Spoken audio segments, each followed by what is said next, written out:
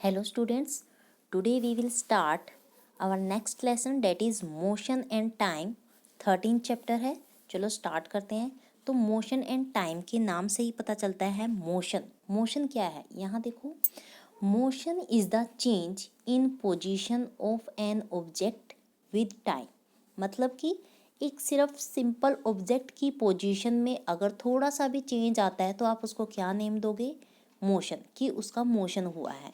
But with time, because अगर देखो कोई भी ऑब्जेक्ट की मूवमेंट होती है तो साथ के साथ अपना टाइम कभी भी रुकता नहीं है, वो कॉन्टिन्यूस चलता रहता है। तो यहाँ पे there are different types of motion. कितने टाइप्स के मोशन है यहाँ देखो, हमारे मेनली 3 टाइप्स ऑफ मोशन है। Rectilinear motion, circular motion and periodic motion. इनके हम 1 बाय 1 एग्जाम्पल करते हैं। देखो जैसे कि रेक्टिलिनियर मोशन के अंदर कौन सा एग्जाम्पल आएगा, motion along a straight line.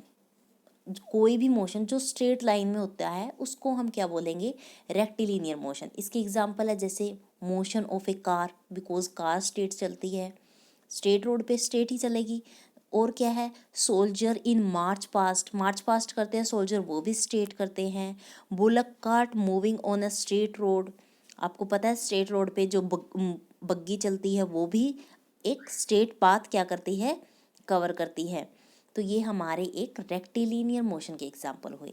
Second है हमारा सर्कुलर मोशन। सर्कुलर मोशन देखो, सर्कुलर मोशन जैसे कि motion of the earth around the sun. Sun के चारों ओर हमारी अर्थ घूमती है तो वो एक सर्कुलर पाथ में घूमती है।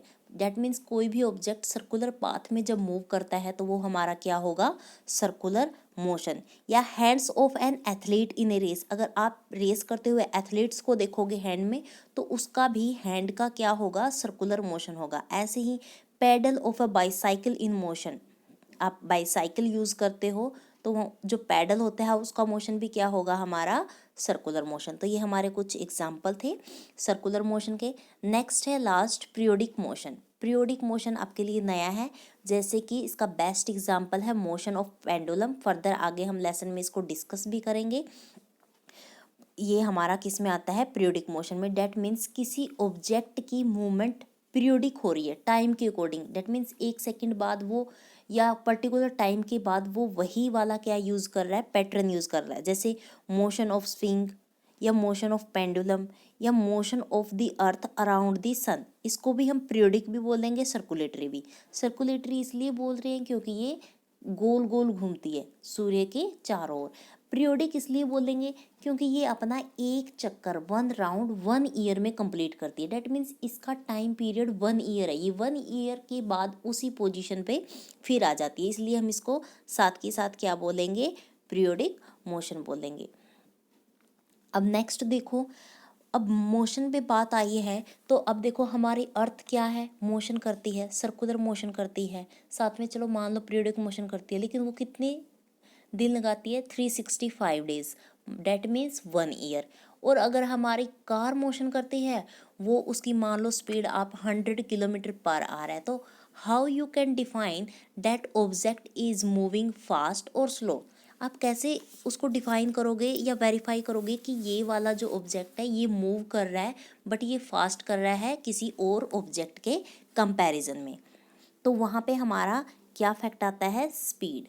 कि हम स्पीड, अगर आपको स्पीड की नॉलेज है तो आप स्पीड की हेल्प से ये पता कर सकते हो कि कौन से वाले ऑब्जेक्ट मूव कर रहे हैं फास्ट और स्लो। जैसे कि मान लो आपके पास 2 एग्जांपल लो आप, 2 कार हैं आपकी, या फिर एक कार है और दूसरे वाली बस है, और वो दोनों क्या कर रही है, स्ट्रेट लाइन में मोशन कर रही है, मतलब कि कहीं जा रही है। तो आप कैसे आइडेंटिफाई करोगे कि कार की स्पीड ज़्यादा है या कार का मोशन फास्ट है या बस का मोशन फास्ट है। डेट मीन्स बस का मोशन स्लो है या कार का मोशन स्लो है। तो वहाँ पे क्या फैक्ट आता है हमारा, हम स्पीड की हेल्प से। अब नेक्स्ट करते हैं कि स्पीड क्या होता है हमारा। देखो अब स्पीड क्या होता है, 1 मिनट, यहाँ देखो। Speed, the distance covered by an object in a unit time is called speed of an object। क्या बात है यहाँ पे कि distance covered, object distance cover करता है। देखो मोशन में भी वो डिस्टेंस ही कवर कर रहा था, बट यहाँ पे टाइम लिमिट है इन अ यूनिट टाइम, एक यूनिट टाइम में। उसको हम क्या बोलेंगे, उस ऑब्जेक्ट की स्पीड बोलेंगे। जैसे यहाँ पे एग्जाम्पल देखो, एग्जाम्पल दिया हुआ है, एग्जाम्पल है if a car covers a distance of 100 kilometre in 1 hour. देखो कार क्या कर रही है, 1 आवर में 100 किलोमीटर डिस्टेंस को कवर कर रही है। And a bus cover a distance of 50 kilometre in 1 hour, और आपकी बस 1 आवर में कितनी 50 किलोमीटर डिस्टेंस कवर कर रही है। तो स्पीड जो कार की है वो ज़्यादा हुई। आपने कैसे इसको वेरीफाई किया, आइडेंटिफाई किया, बिकॉज ऑफ स्पीड। आपको स्पीड पता चल गई कि स्पीड कार की ज़्यादा है, इसलिए वो मूव फास्ट कर रही है। अब यहाँ पे एक फैक्टर है, since the speed of most object are not constant. क्यों बोला गया है यहाँ पे कि मोस्ट ऑफ द ऑब्जेक्ट की स्पीड कांस्टेंट नहीं होती? बिकॉज जैसे आप देखो, आप स्कूल से घर तक स्कूल बस में जाते हो, तो आपकी स्कूल बसेस कहीं पे उनकी स्पीड स्लो हो जाती है, कहीं पे बस स्टॉप पर उनको रुकना भी पड़ता है। डैट मीन्स वो एक क्या कर रही हैं, एवरेज स्पीड दे रही है। मतलब कि उनकी जो स्पीड है वो कांस्टेंट नहीं है, वो कंटिन्यूसली एक ही स्पीड से चल नहीं रही, वो कहीं पे स्लो हो रही है तो कहीं पे फास्ट हो रही है। तो हम यहाँ पे अगर किसी ऑब्जेक्ट की कंपैरिजन करते हैं तो वो करते हैं हम एवरेज स्पीड से। अब एवरेज स्पीड का फॉर्मूला देखो, total distance covered divided by time taken. मतलब कि जितना भी डिस्टेंस उसने कवर किया है और जितने भी टाइम में कवर किया है, हम क्या करेंगे, ये वाला फॉर्मूला यूज़ करेंगे। जैसे अब यहाँ पे हमने क्या करना है, मान लो आपको कार की स्पीड निकालनी है, तो आपको पता चल गया, मान लो आपका 100 किलोमीटर 1 आवर में ना होके वो 100 किलोमीटर कितने आवर में कंप्लीट कर रही है, 5 आवर्स में। तो आप इसको कैंसिल आउट करोगे तो कितना बनेगा, 20। डैट मीन्स उसकी स्पीड एवरेज कितनी हुई, 20 किलोमीटर पर आवर। मतलब कि वो 1 आवर में लगभग 20 किलोमीटर चल रही है। लेकिन इसका मतलब वो ये नहीं कि फर्स्ट वाले आवर में वो 20 चली, सेकंड वाले में भी वो 20 चली। इसका मतलब ये हो सकता है कि आप पता वो फर्स्ट वाले आवर में 10 चली हो, सेकंड वाले में 30 चली हो। मतलब कि कहीं पे स्लो कहीं पे ज़्यादा, बट वहाँ पे क्या निकली है, उसकी एक एवरेज स्पीड निकली है। बात समझ में आ गया? नेक्स्ट है uniform motion and non uniform motion. देखो ये uniform motion and non uniform motion क्यों 2 पार्ट्स में डिवाइड हुआ, बिकॉज ऑफ स्पीड। अगर किसी ऑब्जेक्ट की स्पीड आपकी कांस्टेंट है तो उसको हम बोलेंगे यूनिफॉर्म मोशन। जैसे कि मान लो एक ट्रेन है, वो ट्रेन कहीं पे भी स्टॉप नहीं होती, उसका डेजिनेशन क्या है, मान लो दिल्ली टू मुंबई, और उसका कहीं भी स्टॉपेज नहीं है। डैट मीन्स वो तो क्या कर रही है, यूनिफॉर्म मोशन फॉलो कर रही है, क्योंकि वो कहीं भी रुक नहीं रही और उसकी स्पीड कांस्टेंट है।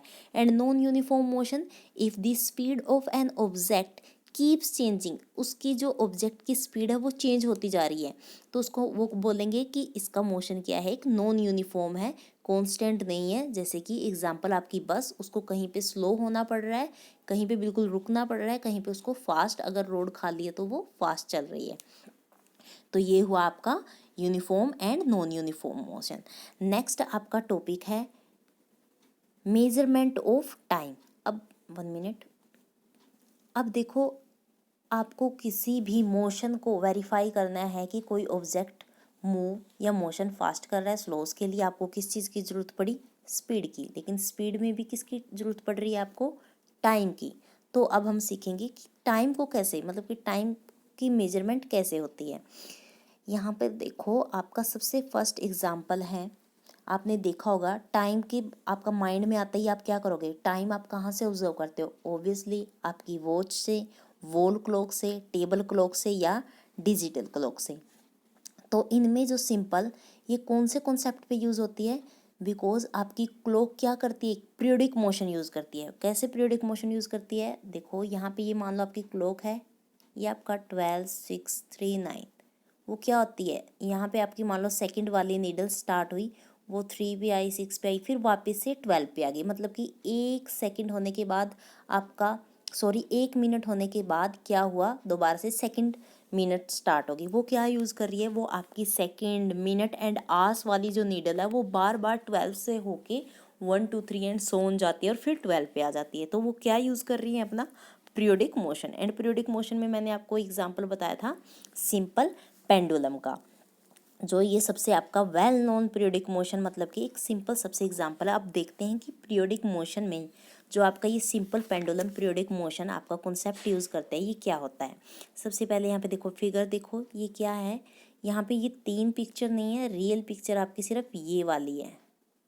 किसी भी आपकी स्ट्रिंग या बोल दो थ्रेड, थ्रेड के साथ एक मेटल की बॉल बंधी हुई है और वो क्या कर रही है, वो मूव कर रही है इधर से इधर, या आप कैसे भी सोच लो। समझ में आया। जैसे बच्चे खेलते भी हैं ना, एक स्टोन या कोई भी आप लॉक ले लो और उस पर रस्सी बांध के आप क्या करते हो, उसको ऐसे लटका लेते हो और फिर इधर से उधर मूवमेंट करवाते हो। तो चलो देखते हैं सिंपल पेंडुलम क्या होता है। इस simple pendulum has a small metallic Bob, जो ये आपको दिख रहा है, मैंने बोला था मेटल का कुछ स्फीयर टाइप शेप होती है, उसको हम क्या बोलेंगे सिंपल पेंडुलम के अंदर, बोब। क्या है ये आपकी बोब। सस्पेंडेड मतलब कि टंगी हुई होती है, from A stand by A thread, ये आपका थ्रेड है और ये क्या है आपका स्टैंड। अच्छे से समझ में आ गया। दोबारा बता रही हूँ यहाँ से, ये आपका बेटा क्या है, बोब, एंड ये आपका थ्रेड, एंड जो ये आपको जहाँ से ये बंधी हुई है थ्रेड और मेटल, जहाँ से थ्रेड बंधी हुई है वो क्या है आपका एक तरह से स्टैंड है।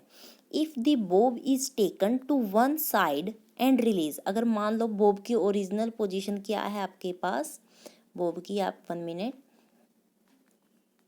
बोब की ओरिजिनल पोजीशन मान लो आपकी सेंटर में थी। समझ में आ गया। तो आपने क्या किया, यहाँ पे थी ओ पोजीशन पे, यहाँ पे आपकी बोब की सेंटर में पोजीशन थी, तो उसने क्या किया, वन साइड उसको एक बार एक साइड की तरफ स्ट्रेच कर लिया कुछ ऐसे और फिर छोड़ दिया। फिर वो क्या हुआ, बोब वापस से यहाँ गया, फिर यहाँ पे गए, यहाँ से फिर वापस आया और फिर यहाँ गया। तो it moves to and fro, मतलब कि ये कभी दूर जाता है और कभी पास आता है। The two and fro motion of the simple pendulum is called periodic motion. तो इस मोशन को, जो इधर से उधर इस मोशन को जाने के लिए जो ये मोशन यूज़ कर रहा है, मतलब कि ये जो पैटर्न यूज़ कर रहा है, इसको ही हम बोलते हैं पीरियोडिक मोशन, और we can say oscillatory motion. क्या बोलेंगे इसको, ओसिलेटरी मोशन। बात समझ में आ गई। नेक्स्ट देखो, नेक्स्ट अब टाइम पीरियड देखना था। तो अब टाइम पीरियड क्या होता है, अब ओसिलेटरी मोशन आपको समझ में आ गया। ओसिलेटरी मोशन की डेफिनेशन आपकी यहाँ से स्टार्ट है, the to and fro motion of simple pendulum is called periodic motion और ओसिलेटरी मोशन। अब टाइम पीरियड क्या होता है, the time taken by the pendulum to complete one oscillation is called its time period. मतलब कि अगर वो एक ओसिलेशन करने में उसको जितना भी टाइम लगेगा उसको बोलेंगे हम टाइम पीरियड। बट यहाँ पे बात आती है कि ओसिलेशन क्या है। आपको ओसिलेटरी मोशन समझ में आया है, बट ओसिलेशन वर्ड का मतलब नहीं समझ में आया।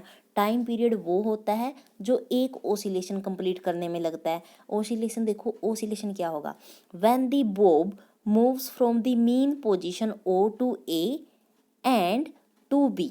ऊपर फिगर में बताया था ना, यहाँ पे देखो ये वाला फिगर बिल्कुल, वो क्या कर रहा है, सबसे पहले ओ से कहाँ गया, ए पर, फिर ए से वापस बी पर एंड बैक टू ए, तो उसको बोलेंगे वन ओसिलेशन। या फिर आप ये सोच लो कि अगर वो एक्सट्रीम पोजीशन से मीन पोजीशन पे जा रहा है तो उसको हम क्या बोलेंगे, एक तरह से हम ओसिलेशन बोलेंगे। यहाँ पे सेकंड डेफिनेशन भी है, when the bob moves from one extreme position A to other extreme position B and back to A, it is called one oscillation. Because यहाँ पे हम ये सेकंड वाली इजी क्यों समझ रहे हैं, बिकॉज आप देखो यहाँ पे हम मोशन कहाँ से स्टार्ट कर रहे हैं, यहाँ से स्टार्ट कर रहे हैं ना, मतलब कि ये ए यहाँ से गया वापस, फिर बी से ए पे आ गया, तो ये क्या बन गया, एक ओसिलेशन। अगर हम ओ से स्टार्ट करते हैं पहले वाली डेफिनेशन के अकॉर्डिंग, तो हमारी ओ से स्टार्ट होगी, ओ से वो ए पे गया, ए से वो बी पे गया और बी से फिर ओ पे गया। यहाँ भी वो क्या कर रहा है, 1 एंड 2 यही यूज़ कर रहा है। एंड सेकंड डेफिनेशन के अकॉर्डिंग भी हमारा A to B and B to A, तो ये हमारा क्या हुआ, ओसिलेशन। अब इस ओसिलेशन करने की जितना भी टाइम लगेगा उसको बोलेंगे हम टाइम पीरियड। अब यहाँ पे क्वेश्चन अराइज होता है कि आपकी extreme position and mean position क्या होती है।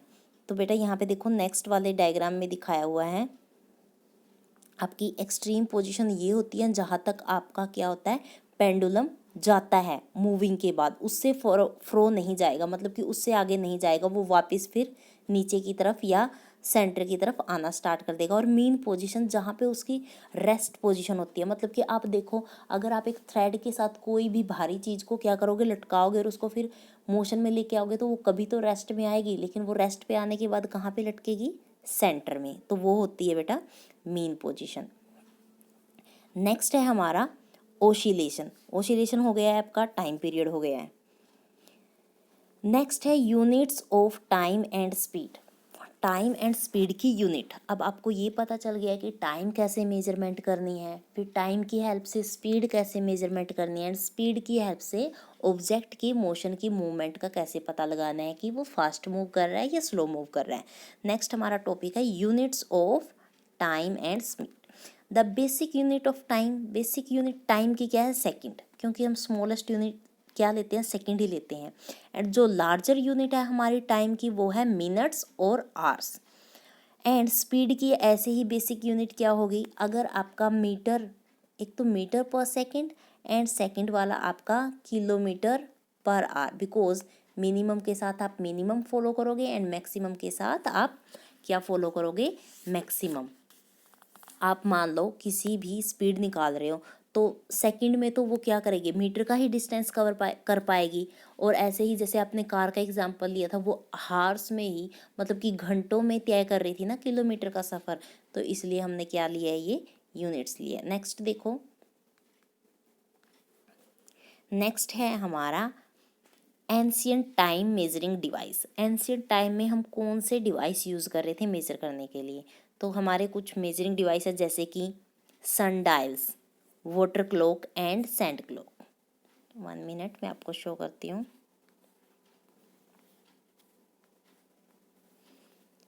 यहाँ पे देखो ये आपका सन डायल है, मतलब कि ये यहाँ पे क्या होता है, ये एक तरह से इंस्ट्रूमेंट होता है। और जैसे ही आपका सन जब भी राइज होता है तो उसकी यहाँ पे क्या होती है, रेज होती है, तो इसकी जो शैडो होती है ना, वो शैडो उसकी सर्कल के साथ साथ चेंज होती रहती है, मतलब कि वहाँ से हमें क्या पता चलता है, टाइम पता चलता है।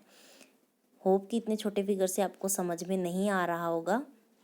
देखो मैं यहाँ पे बताती हूँ, जैसे मान लो ये आपका एक तरह से सन डायल है और ये आपने यहाँ पे एक स्ट्रेट क्या कर दी, नीडल लगा दी। तो अब मान लो जैसे कि आप खड़े होते हो ना दोपहर में और सनलाइट आपके सन रेज आपके ऊपर होती है तो आपकी शैडो बन जाती है। अब आप तो वहाँ पे कांस्टेंट खड़े नहीं रहोगे, लेकिन अगर आप कोई स्टिक यूज़ करोगे तो आपकी जो स्टिक की शैडो है वो सन की मूवमेंट के साथ साथ शैडो भी चेंज होती रहती है। तो आप अपने एंशिएंट टाइप में वो सन डायल यूज़ करते थे। सेकंड आपका है वाटर क्लॉक। वाटर क्लॉक भी कुछ इस तरह से है, यहाँ पे अच्छे से पैटर्न नहीं दिखाया गया है। एंड थर्ड आपका सैंड क्लॉक, इसका भी एक पर्टिकुलर टाइम था कि ये सैंड जब यहाँ से दूसरे वाले जार में चली जाती है या फिर 1 आवर में जाती होगी, 2 आवर में, तो यहाँ से एक तरह से उन्होंने टाइम पीरियड बनाया हुआ था, फिर इसको वापस से उल्टा करके रख लेते थे, तो इससे एक पर्टिकुलर टाइम पता चलता रहता था। नेक्स्ट हमारा क्या है, नेक्स्ट है हमारा, यहाँ पे एक बार जो पीछे हमने पढ़ा है वो वाला रिवाइज करो। Motion of an object can be represented in pictorial form by their distance time graph. अब हम सीखेंगे ग्राफ। अगर 6th क्लास में आपने बार ग्राफ पढ़ना सीख लिया होगा तो वो हम आगे डिस्कस करेंगे। ऐसे ही the distance time graph for the motion of an object moving with a constant speed is always straight. यहाँ पे एक लाइन बोली गई है कि अगर आपको डिस्टेंस टाइम ग्राफ बनाना है, आगे सिखाऊंगी मैं कैसे बनेगा आपका डिस्टेंस टाइम ग्राफ, और वहाँ पे किसी भी ऑब्जेक्ट की अगर कांस्टेंट मोशन है मतलब कि कांस्टेंट स्पीड है तो वहाँ पे हमेशा ग्राफ आपका क्या बनेगा, एक तरह से स्ट्रेट लाइन बनेगी। अगर उसकी स्पीड इंक्रीज हो रही है तो कुछ इस तरह से कर्व बनेगा। अगर वो आपका कार या बस रेस्ट पे है तो कुछ इस तरह से क्या बनेगा, एक फिगर बनेगा। बट उससे पहले बुक में आपका एक और टॉपिक है जिसका नाम है आपका 1 मिनट, ओडोमीटर एंड स्पीडोमीटर, आपने देखा होगा बसेस में या आपकी गाड़ी में लगा होता है। स्पीडोमीटर क्या होता है, जैसे ही हम स्पीड इंक्रीज करते हैं तो वो हमें दिखाती है, जैसे नीडल 80 पे आ जाती है, 90 पे 80 90 तो नहीं होता, क्या होता है, ऐसे होता है, कुछ इस तरह से शेप होती है। यहाँ पे होता है 20, 40, 60, 80।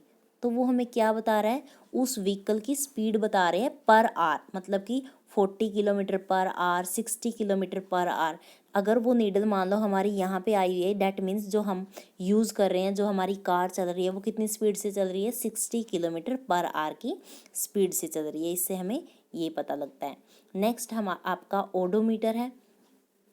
ओडोमीटर क्या होता है, that measure the distance moved by the vehicle, भाई टोटल उस व्हीकल ने कितना डिस्टेंस अभी तक कवर किया है, वहाँ से पता चलता है आपका ओडोमीटर, जो बाइक्स में होता है। आप देख लेना, बाइक में आपका स्पीडोमीटर ओडोमीटर दोनों होते हैं। नेक्स्ट हम देखेंगे डिस्टेंस टाइम ग्राफ कैसे बनेगा।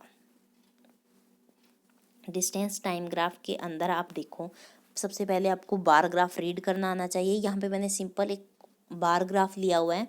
यहाँ पे ग्राफिकल क्या डाटा रिप्रेजेंट कर रहा है, एक तरह से यहाँ पे फेवरेट कलर हैं, कुछ स्टूडेंट्स हैं और उनके फेवरेट कलर हैं। अब सबसे पहले अगर हमें कोई भी ग्राफ यूज़ करना है या कोई भी चीज़ रिप्रेजेंट करनी है तो हम उसको 3 तरीके से बता सकते हैं। बार ग्राफ जो यहाँ पे पिक्चर में दिखाया हुआ है, पाई चार्ट जो नेक्स्ट पिक्चर में दिखाया हुआ है, एंड लाइन ग्राफ जो लाइन ग्राफ आपको यहाँ पे दिखाया गया है। तो 1 बाय 1 सबको डिस्कस करेंगे, बट अच्छे से इसको समझ लेना ताकि आपको ईजीली आप रीड कर सको। बार ग्राफ में यहाँ पे देखो हम क्या कर रहे हैं, यहाँ पे फेवरेट कलर का हमने साइन लगाया हुआ है, यहाँ पे नंबर ऑफ स्टूडेंट। अब देखो अगर हमें ये मालूम करना है कि रेड कितने बच्चों का फेवरेट कलर है, तो यहाँ पे जो आपका बार ग्राफ का ये साइन है, ये 20 to 25 है। डेट मीन्स यहाँ पे हमें एस्टिमेशन मिल रहा है कि 20 to 25 बच्चों का रेड क्या है, आपका फेवरेट कलर है, या हम बोल सकते हैं 23.5। ऐसे ही अगर उन्होंने पूछा ब्लू कलर कितने बच्चों का फेवरेट है, तो ब्लू आपका 15 बच्चों का। तो ऐसे हम क्या करेंगे, बार ग्राफ को रीड करेंगे। नेक्स्ट देखते हैं कि पाई चार्ट क्या होता है। पाई चार्ट एक तरह से जो आपका सर्कल शेप में चार्ट होता है उसको बोलते हैं हम पाई चार्ट। कुछ इस तरह से यहाँ पे देखो, अब यहाँ से पाई चार्ट से क्या पता चल रहा है कि हमारे अर्थ पे नाइट्रोजन कितनी है, 78%, ऑक्सीजन कितनी है, 21%, एंड कार्बन डाइऑक्साइड और जो अदर गैसेस है वो कितनी है हमारी, 1%। यहाँ से भी हमें क्या पता चल रहा है, एक तरह से डाटा की रिप्रेजेंटेशन का पता चल रहा है।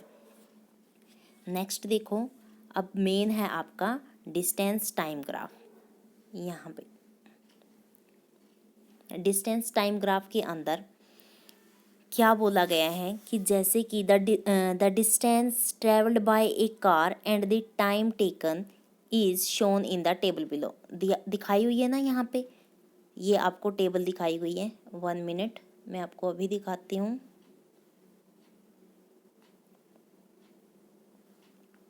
1 मिनट, यहाँ पे कुछ एरर आ गया है। हाँ ये देखो, सीरियल नंबर 1 2 3 4 5 6, फिर यहाँ पे फर्स्ट में क्या है, टाइम 0। डैट मीन्स अगर आपकी जो भी कार है या बस है वो क्या है, आपकी रेस्ट पर है। नेक्स्ट है 1 मिनट, 1 मिनट में वो कितना डिस्टेंस ट्रेवल कर रही है, 1 किलोमीटर।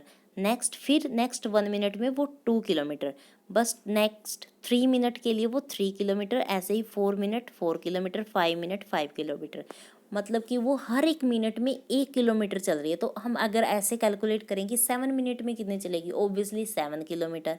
10 मिनट में कितनी चलेगी, 10 किलोमीटर। तो वो वहाँ पे क्या कर रही है, एक तरह से कॉन्स्टेंट स्पीड से चल रही है। यहाँ पे हमारे कुछ टॉपिक है जो इस ग्राफ को देख के आपको इजीली समझ में आ जाएंगे। Let's start.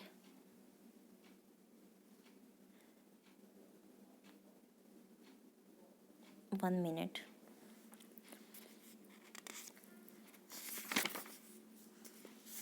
हाँ यहाँ पे देखो, if the distance time graph is a straight line then the object is moving with constant speed, or if the speed keep changing the graph can be of any shape। अब graph बेटा अगर आपको अच्छे से बनाने आते हो, 6th class में डाटा हैंडलिंग में मैथ में आपने कर चुके हो, फिर भी रिवीजन के लिए अगर आपको करने हैं आप वहाँ से कैरी कर लेना, क्योंकि यहाँ पे सिर्फ एक ही है, वहाँ पे बहुत सारे हमारे पास एग्जाम्पल होते हैं। यहाँ पे सिर्फ आपको स्पीड का एंड डिस्टेंस का ग्राफ बनाना है, और एक ही बात बोल रहे हैं कि अगर आपकी स्पीड कांस्टेंट है तो आपकी स्ट्रेट लाइन बनेगी, अगर वो स्पीड चेंज हो रही है तो आपकी लाइन इंक्रीजिंग और डिक्रीजिंग बनेगी। अगर रेगुलरली आपकी स्पीड इंक्रीज हो रही है तो वो असेंडिंग ऑर्डर में कर्व बनाएगी।